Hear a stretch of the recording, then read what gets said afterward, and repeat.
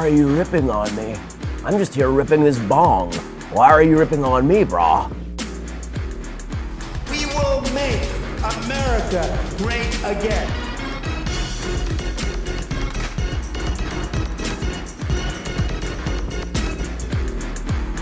Go home to mommy.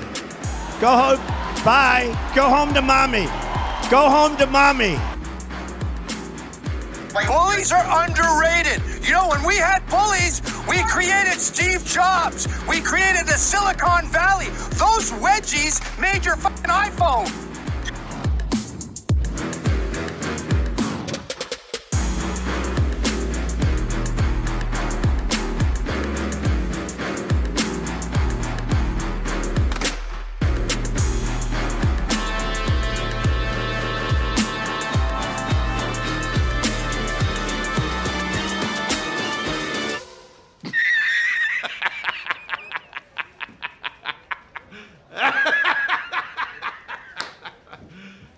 You serious?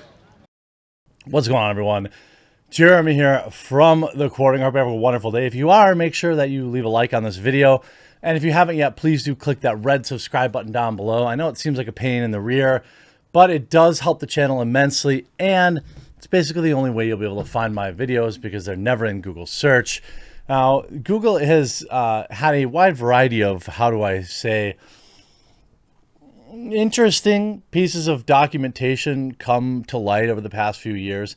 And ultimately, Google owns YouTube, and therefore they are my boss. So I thought this was an extraordinarily interesting article to read, as Google is now teaching employees that listening to Ben Shapiro will lead to the mass removal of a particular race. I'm not kidding. Hey, you want to stop sharing your data with companies like this? Install a VPN. The one I use is private internet access. They have a massive discount going through this week. I'll leave a link in the pinned comment down below. You can access original content. You can keep all your data to yourself so companies like Google and Facebook can't sell it. You can browse anonymously. And not only are you protecting yourself, you're supporting the channel. So after this video, make sure you get private internet access using my link in the description to save huge. The tech giant Google is holding anti-racist training for its employees that claims a direct link exists between listening to Ben Shapiro, editor emeritus of the Daily Wire and host of the Ben Shapiro Show, and committing mass deletions. The training also places former President Donald Trump on a list of ideas and people that lead to awful things like what happened in the WW2, along with apolitical beliefs and phrases such as all lives matter. Shapiro, Trump, and the rest all contribute to the normalization of racism that eventually inspires terrible things to happen and leads to the mass removal of entire groups of people, according to the slide of training curriculum obtained by Manhattan Institute's Christopher Rufo. By the way, Christopher Rufo, if I remember right, was the guy that broke the Reimagine Tomorrow Disney heinousness. And after exposing this, Twitter removed his verified checkmark. Ooh, they got him.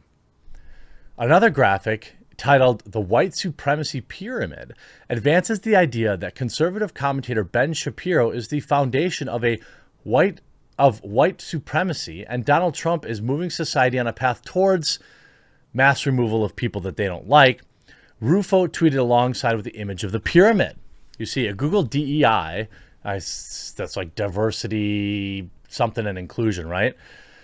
Lead created an internal document containing readings and racial consciousness exercises. One graphic claims that colorblindness, Columbus Day, weaponized whiteness, and Make America Great Again are covert white supremacy. Another graphic titled "The Pyramid of Such" advances the idea that conservative commentator Ben Shapiro is the foundation of this idea, and that Donald Trump is moving society on a path towards mass removals of people. I'm not kidding. I don't really recognize a lot of these people. You see ALM here on the bottom. Then you have Shapiro, and I don't know, no disrespect, I just don't know who this person is. I don't know who these people are. I see Trump. I see Gavin McInnes. All the way up to the top. So normalization and then the mass removal. Do we think that this level of insanity, that this level of just absurd rhetoric, we know that it doesn't add anything to the conversation. In fact, it only makes it worse. When you are trying to tell normal people that some little dude in a yarmulke, is that what he calls it, a yarmulke? I thought he called it something else. I don't know. The little hat guy who like recited the lyrics to WAP. This guy is pushing the supremacy of the whites. When you say stuff like this, you're supposed to be laughed out of the public square. But in current year, 2021, apparently this makes you some sort of big thinker and probably garners a six-figure pay. Shapiro, who is a top target of anti-Semitism on Twitter among journalists in 2016, slammed the Google training.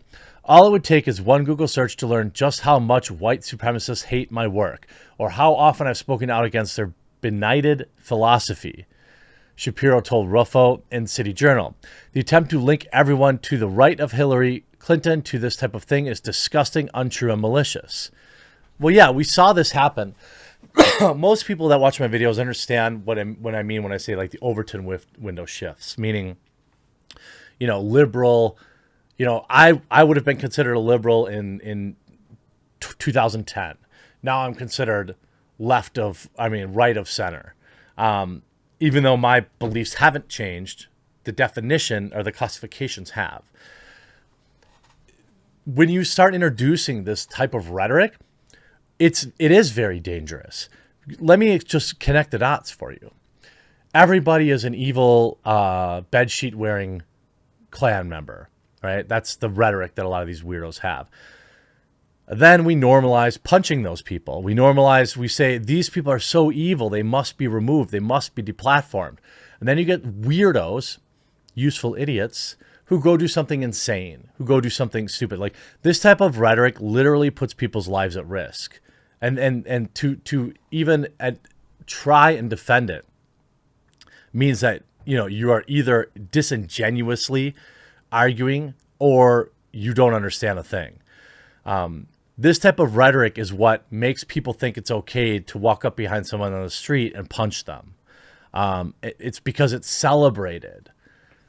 Employees are put through a training, are taught that the United States is a system of the supremacy, and Americans are raised to be racist from infancy through adulthood.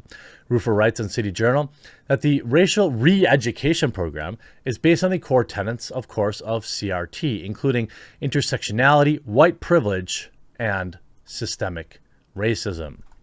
The training features prominent anti-racist activists such as New York Times Nicole Hannah-Jones and Boston University professor Ibram Kendi. Hannah-Jones is the creator of the Times 1619 Project, an effort to reframe the founding of the United States and replace the Declaration of Independence with an institution of slavery. The 1619 Project has been roundly rejected by scholars of the United States and its founding. If you name anything in America, I can relate it back to slavery, Jones said in one of Google's training videos, adding, if you're white in this country, then you have to understand that whether you are personally racist or not, whether you personally engage in this or not, you are the beneficiary of a 350-year-old system of supremacy and racial hierarchy. It's like a kid on the playground saying, I could turn my eyelids inside out. Why is that something to be proud of? It's dumb. It's a grift for these people, by the way. They go into a company and they say, oh, you have all these deep problems. You wouldn't want Twitter to say that you don't want to hire somebody who's going to teach you how to be anti-racist. It's insane. CRT critic Christopher Rufo then gets unverified by Twitter after criticizing big tech wokeness. Yesterday, my Twitter support disappeared my verification badge. I've inserted my pronouns in the bio in hopes of having it restored. Fingers crossed. It won't be. After a recent review, we've determined that your Twitter account was incorrectly verified. This is the same reason somebody would, like, I see this all the time. Somebody with like 2,000 followers and no real reason to be verified is verified. And I check their bio and they've got like ACAB in there and they've got BLM and they've got all this, you know, they've got 5 different mental illnesses in their Twitter bios. And I'm like, oh, okay, that's worth verifying. But somebody doing actual journalism, that you've got to remove. You know, according to the message, it was an accident. Of course, he writes for City Journal, questioned the timing of Twitter's decision to remove the badges. Their decision came right as Rufo was reporting on CRT indoctrination for employees in big tech companies. Critical race theory predominantly teaches the concept that America was founded upon racism and insists that all white people are, of course, naturally racist. Individuals took to Twitter to express big tech's obvious biased decision and express the hypocrisy that they only seem to target, quote, one side. The first person I ever saw being punished by Twitter with the removal of their blue verification badge was Julian Assange. Now this, it's a bizarrely punitive use of that designation, which is supposed to authenticate identity, but one apparently loses it reporting, investigative journalist Glenn Greenwald said.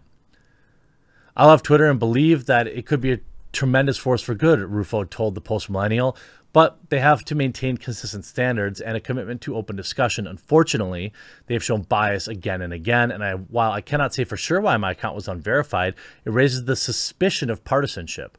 I hope Twitter corrects this error and makes their process transparent, fair, and equal. They won't. The thing is, the reason they removed his verification badge is it's an attempt to kind of preemptively discredit him. This stuff is crazy. I'm really glad people like Rufo's doing the work, getting this stuff out there, and that people like Shapiro are pushing back on it. I don't watch Ben Shapiro every day, but you know, I hardly think that listening to his content turns you into Mr. Hankety Clankety from World War II. I hope you enjoyed this video. We'll talk to you again real soon.